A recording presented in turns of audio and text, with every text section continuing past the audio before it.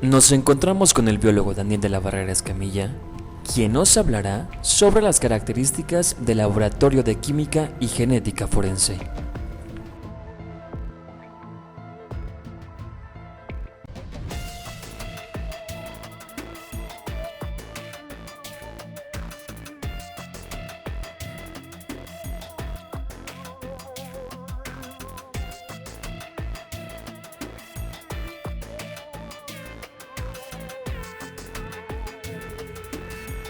Biólogo, ¿nos puede mencionar qué es la química forense?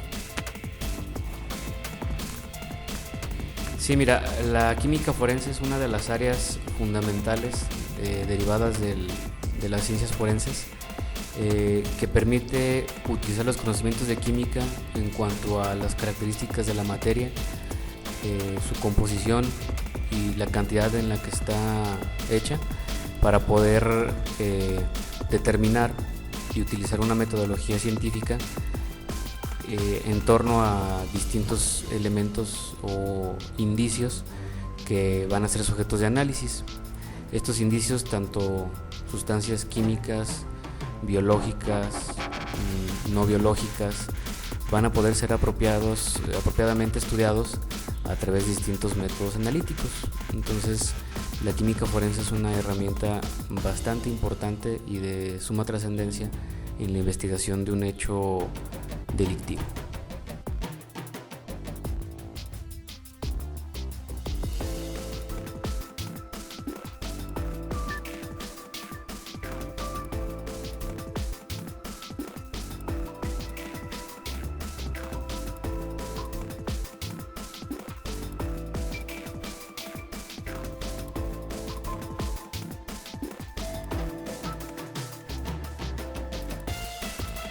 Bien, biólogo, enfocándonos ya a lo que es el Laboratorio de Química Forense, ¿nos puede mencionar cuáles son sus funciones? Sí, mira, el Laboratorio de Química Forense tiene una importancia muy grande.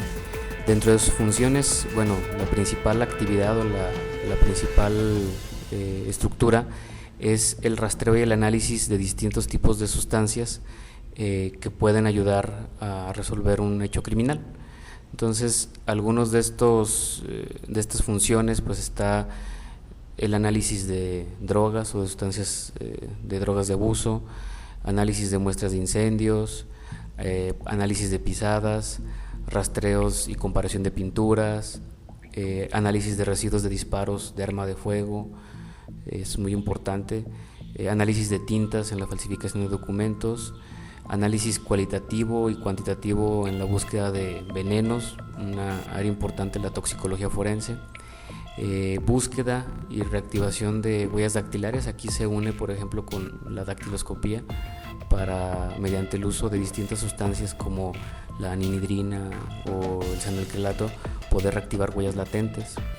Y el análisis de sustancias biológicas, que es un punto muy importante para la identificación, cuantificación y valoración de sangre, saliva, semen, otros fluidos corporales que son de importancia en el análisis de distintos delitos, como en el caso de delitos que atentan contra la libertad sexual.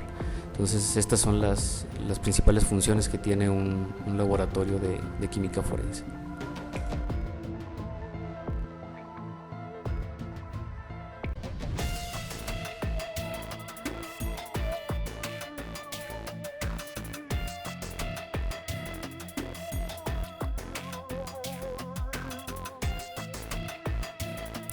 Biólogo de la Barrera Escamilla, y en referencia a los indicios que se analizan en el Laboratorio de Química Forense, ¿nos puede mencionar cuáles son o cuáles son los más frecuentes?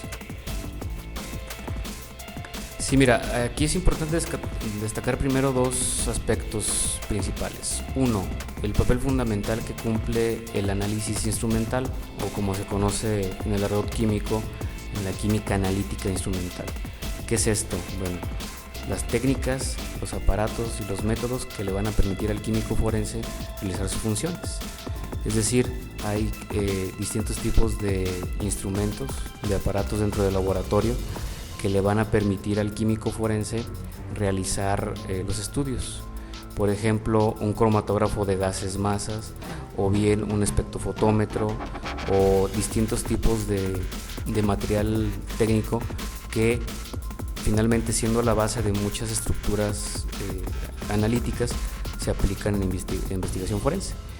Y esto ha permitido pues que se puedan analizar de manera más exacta, con mayor precisión y con menores márgenes de error, distintos tipos de indicios.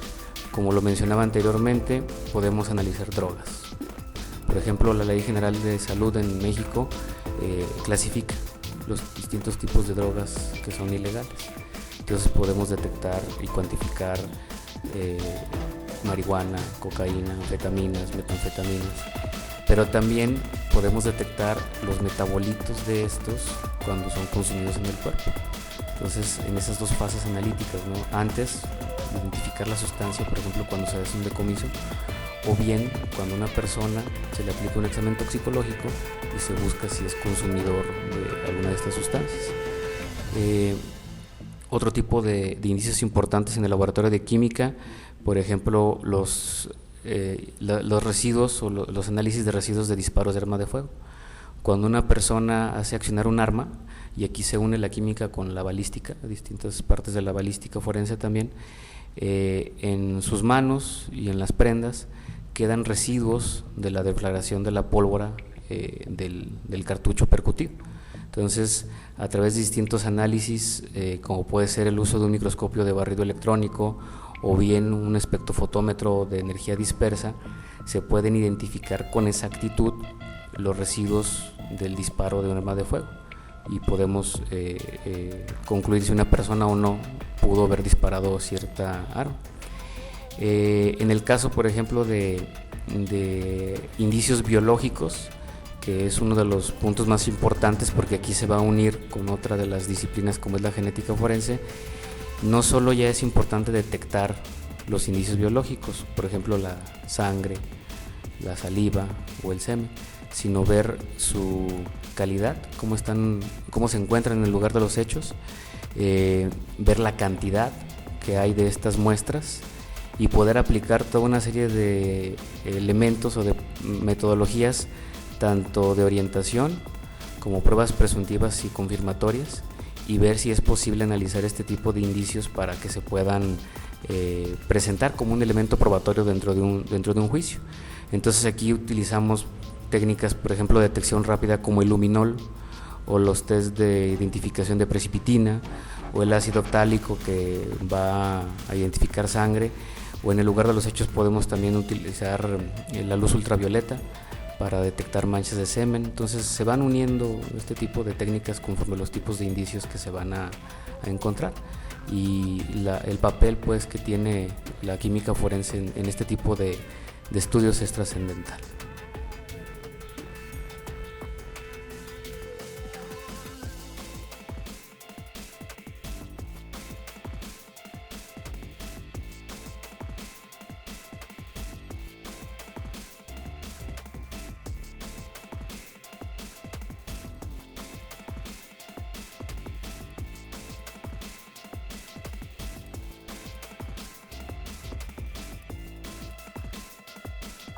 Bien, biólogo, ya conocimos un poco, mediante lo que usted nos comenta, lo referente a la química forense, pero ahora, ¿cuál es la relación que existe entre la química forense y la genética forense?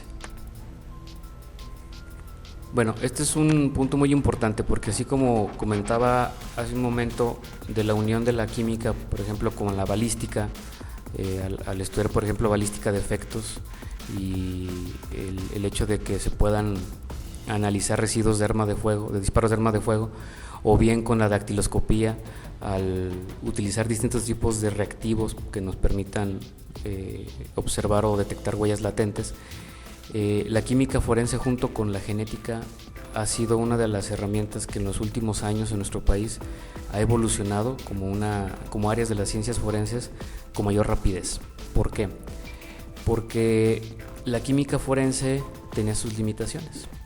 Por ejemplo, en el lugar de los hechos podíamos determinar la presencia de sangre. y podemos determinar a qué grupo sanguíneo pertenece. Pero no era prueba plena.